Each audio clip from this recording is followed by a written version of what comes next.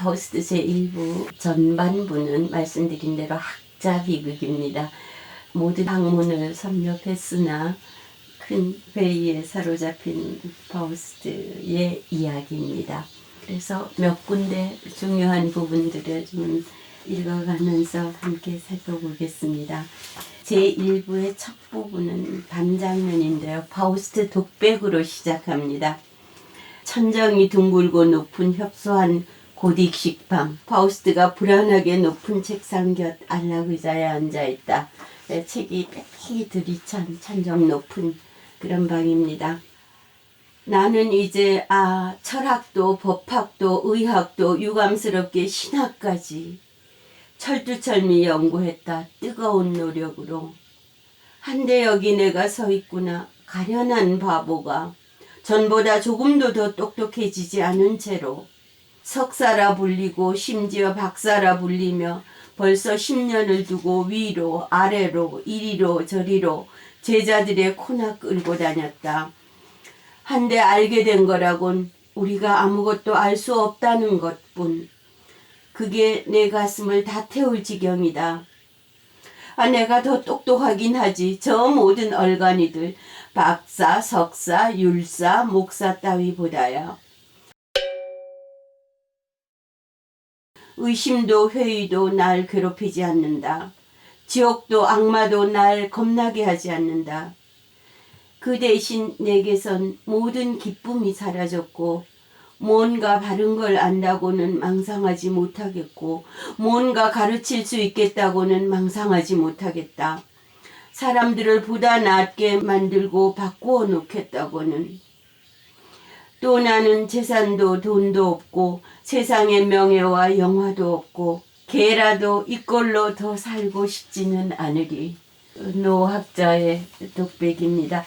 철학도 법학도 의학도 유감스럽게 신학까지 철두철미 연구했다. 뜨거운 노력으로 철학, 법학, 의학, 신학 중세 4대 학문이죠. 그러니까 결국 모든 학문을 그것도 뜨거운 노력으로 섭렵했어도 전보다 조금도 더 똑똑해지지 않은 채로 한데 내가 여기 서 있구나. 가련한 바보가. 이런 학문의 스케일도 나타나고 어마어마한 회의의 무게 스케일도 나타나고 이런 장면을 지나서 결국 이렇게 요약을 합니다. 이 존벌레 천지에서 이 서재, 이 빼곡한 두루마리와 책뿐인 이 서재 존벌레 천지에서 내게로 밀려드는 이런 것 흙먼지 아니겠는가, 이런 물음을 하면서 나한테 없는 것을 이런 데서 찾아야 한단 말인가, 수천 권의 책에서 읽어내야 한단 말인가, 어디서든 인간은 몹시도 괴로워했다는 것을. 그러니까 이 파우스트의 삶이라는 것이 너무나 일면적이라는 게 느껴집니다. 서재에서만 갇혀있는 이런 삶이어서요. 우리가 흔히 얘기하는 어떤 삶이 결여되어 있는 너무나 그 지적 일변도의 이런 사람의 절망 속에서 이 절망이 어디까지 치닫는가 하면은 독배를 드는 데까지 갑니다. 들어서 마시려고 그러는데 부활절 종소리가 울려오고 천사들의 합창이 울려옵니다. 그래서 파우스트가 독배를 내던지는데요. 그 종소리의 내용은 이것입니다. 이 노래, 젊음의 즐거운 유희를 봄축제의 티없던 행복을 알려주곤 했지. 추억이 이제 어린 시절의 느낌을 되살려주어 나로 하여금 마지막 진지한 걸음을 떼어놓지 못하게 하는구나. 네, 마지막 실족으로부터 인간을 되불러 오게 하는 것, 어린 시절의 즐거운 추억입니다. 유년이 좋아야 된다는 생각도 보이고요. 그래서 부활절날 바깥으로 나갑니다. 파우스트가 바깥으로 나가서 온갖 백성들을 만납니다. 독일의 부활절쯤이면은 아마 그래서 부활절이 생겼나 싶을 만큼 날씨가 좋고 모든 꽃들이 피어나고 그렇습니다. 그런데 파우스트가 다시 돌아오는데 강아지 한 마리를 봅니다. 그래서 그 강아지와 함께 서재로 다시 돌아오는데요. 그 서재에 돌아와서 하는 중요한 작업 하나를 지나칠 수 없습니다. 성서를 번역합니다. 쓰여 있구나. 태초에 말씀이 있었노라. 네, 요한복음을 펼치고요. 그런데 번역을 다시 하려고 합니다. 여기서 벌써 막힌다. 앞으로 나아가도록 누가 날 도울 수 없을까? 말씀을 나는 그리 높게 평가할 수 없구나. 원래 로고스란 단어죠. 번역을 달리 해야겠다. 영에 의해 내가 올바로 깨닫는다면 쓰여 있구나. 태초에 뜻이 있었노라. 첫 줄을 곰곰이 따져보라. 내 펜이 너무 빨리 내달리지 않도록. 만물에 작용하고 만물을 창조하는 거 그게 뜻일까? 이렇게 쓰여 있어야겠다. 태초에 힘이 있었노라. 하지만 이렇게 적는 동안에도 벌써 거기 머물러서는 안 된다는 경고의 소리가 들린다. 영이 나를 돕는다. 문득 알겠구나. 하여 서슴없이 쓴다. 태초에 행위가 있었노라. 말씀이었던 것을 뜻으로 바꾸었다가 힘으로 바꾸었다가 행동으로 바꿉니다. 행동하는 사람 파우스트는 이제 중요한 파우스트의 모습이 됩니다. 이 데리고 왔던 강아지가 자꾸 부풀어요. 거기서 메피스토펠레스가 나옵니다. 그래서 자기를 내보내 달래요. 왜 들어왔으면 너 혼자 못 나가느냐 그랬더니 문턱에 오각형 별이 그려져 있었는데 별 그릴 때 우리 요렇게 그리죠. 여기 끝이 덜 아물려져서 제가 들어올 수 있었다는 거예요. 그런데 나가려면은 저것 때문에 못 나간다는 거예요. 안에서부터 밖으로는. 그래서 파우스트가 풀러주게 되는데요. 요 법칙이 있다는 것, 악마의 세계에도 법칙이 있다는 것, 그것이 이제 나중에 계약을 하게 만드는 단서가 됩니다. 그래서 메피스토펠레스가 다시 나타나서 문을 또 두드립니다. 그랬더니 3번 노크를 해야 된다고 얘기를 해요. 그래서 그것 역시 뭔가 이렇게 약속을 하면 될 듯한 이런 암시가 들어가고 그 다음에 진정한 계약이 이루어집니다. 메피스토펠레스가 제안을 합니다. 나와 하나가 되어서 한번 인생을 살아보시겠다면 기꺼이 따르겠다고 뭐 이래요. 그래서 모든 당신의 뜻에 맞으면 내가 친구도 하고 하인도 하고 종도 하고 뭐 이렇게 얘기를 해요. 그랬더니 파우스트가 그럼 그 대가로 나는 내게 뭘 해주어야 하느냐. 아 그거야 기한이 먼 거려. 아니다. 악마는 이기주의자야. 절대로 선뜻 남에게 이로운 일을 하진 않아. 조건을 분명하게 말하거라. 너 같은 하인은 집안에 위험을 불러들인다. 여기서 지상에서 당신을 섬기겠다는 계약을 하겠습니다. 눈짓 하나에도 쉼없이 그침없이 말입니다. 우리가 저 너머에서 다시 만나면 그때는 당신이 내게 똑같이 해주셔야 합니다. 그러니까 파우스트 이러네요. 저 너머는 상관하지 않는다. 내가 우선 이 세계를 부수어 폐허로 만들면 그 다음엔 다른 세계가 생겨날 테지. 이 땅에서 나의 기쁨은 솟고 이 태양이 나의 괴로움을 비춘다. 내가 괴로움을 우선 벗어날 수 있다면 그 다음에는 뭐든 마음대로 일어나라지. 더는 아무것도 듣고 싶지 않다. 앞으로도 사람들이 미워하고 사랑하는지 어쩌는지 저 세상에도 위와 아래라는 게 있는지 어쩌는지 상관 않겠다 하면서 이제 그렇게 말을 하고 이렇게 묻습니다. 너 같은 가련한 악마가 대체 무엇을 해주겠다는 거냐? 그 드높은 지향 가운데 있는 인간의 정신을 너 같은 것이 이해한 적이 있었더냐? 이렇게 물으니까 메피스토펠레스가 이래요. 하지만 이보세요. 우리가 뭔가 좋은 것을 느긋이 즐기며 먹고 싶은 시간도 온답니다. 그렇게 얘기를 하니까 파우스트는 언젠가 내가 느긋이 게으름의 침상에 눕게 된다면 나는 바로 끝장난 것이다.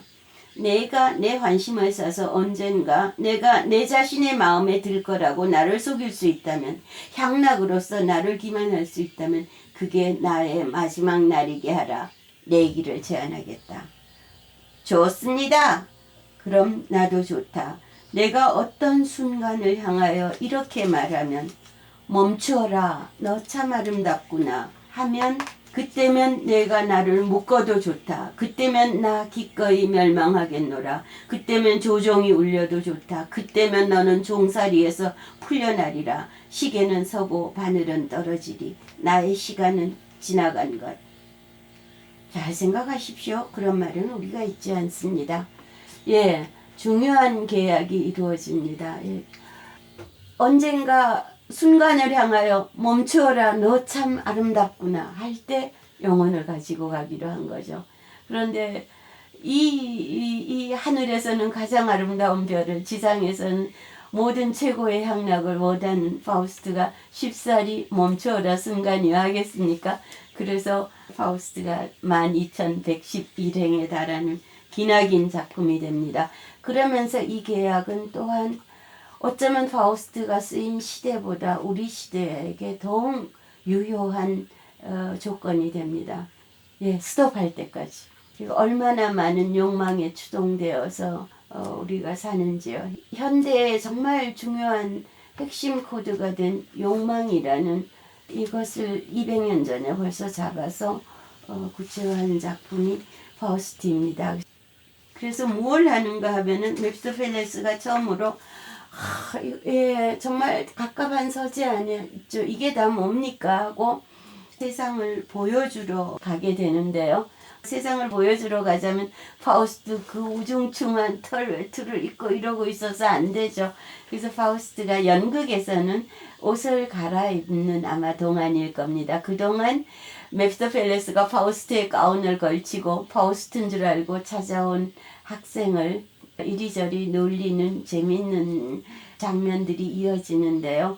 그 학생이 어떤 과목을 선택할 것인가 하는 것으로 해서 결국 중요한 중세 4대 학문을 전부 메피스토펠레스가 비웃는 이런 장면이 이어지고, 제일 먼저 보여주는 것이 젊은 사람들의 노는 모습입니다. 그래서 아우어바흐 술집으로 데려가는데요. 라이프치히 아우어바흐 술집입니다. 지금도 배경이 된 아우어바흐 술집이 라이프치히에 그대로 있습니다. 그래서 젊은 사람들의 노는 모습도 보여주고, 또 거기서 결국은 악마다운 장난도 치고, 그래서 술통을 타고 날아가고 뭐 이런 것도 있고, 원하는 술들이 흐르다가 또 그것이 요술임이 나타나고 뭐 이런 재미난 장면이 라이프치히 아우어바흐 술집에서 펼쳐집니다. 그리고는 젊은 사람들의 모습을 보여주는 거죠. 그러자면 파우스트도 젊어져야죠. 그래서 파우스트를 젊어지게 해주려고, 예, 젊어지려고들 얼마나들 노력합니까? 얼굴도 뜯어 고치고 뭐 운동도 하고 여러 가지 합니다. 그런 어떤 인간의 어떤 중요한 본질적인 욕망 하나를 제일 먼저 건드리는 거죠. 젊어지게 해주겠다. 그래서 마녀의 주방으로 데리고 가는데요.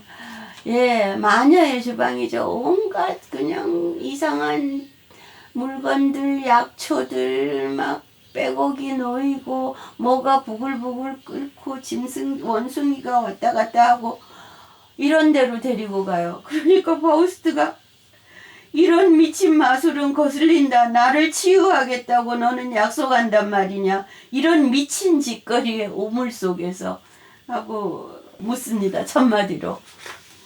그래서 다른 그 어떤 치유의 향유도 찾아내지 못해서 이런 데를 데리고 왔느냐 그랬더니, 당신을 젊게 해줄 자연의 방도가 있기는 하지만, 그러고 말을 흐립니다. 다른 책에 쓰여 있다고. 그런데 파우스트 알고 싶대요. 이렇게 말고 좀 좋게 젊어지는 방법이 없나 그랬더니 메피스토펠레스가 가르쳐 줍니다. 좋아요. 방도가 하나 있죠. 돈도 의사도 마술도 필요 없는 방도가. 곧바로 들판으로 나가 갈퀴질 삽질을 시작하세요. 당신과 당신의 뜻을 아주 좁은 테두리 안에 유지하세요. 아무것도 섞이지 않는 소박한 음식을 먹으며 짐승들과 더불어 짐승이 되어 사세요. 그런 걸 약탈로 여기지 마세요. 이렇게 얘기를 합니다.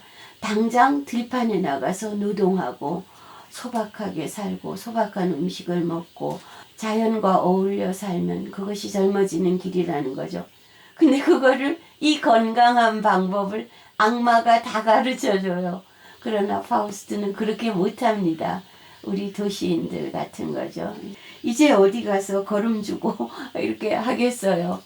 그러니까 결국 마녀의 도움이 필요해서 마녀가 와서 이상한 주문을 외고 뭐 이러면서 파우스트에게서 결국 약을 먹여서 약을 먹인다는 표현도 재밌죠. 정말 약을 먹입니다. 그래서 젊음을 줍니다. 30년을 빼줍니다. 그래서 이 주방을 나서면 젊은 파우스트가 나타납니다. 그래서 보통 연극을 할 때는 2명의 배우를 써서 늙은 파우스트는 이제 여기 마녀의 약을 받아 마시는 데서 끝나고 그 다음에 아주 젊은 파우스트가 등장합니다.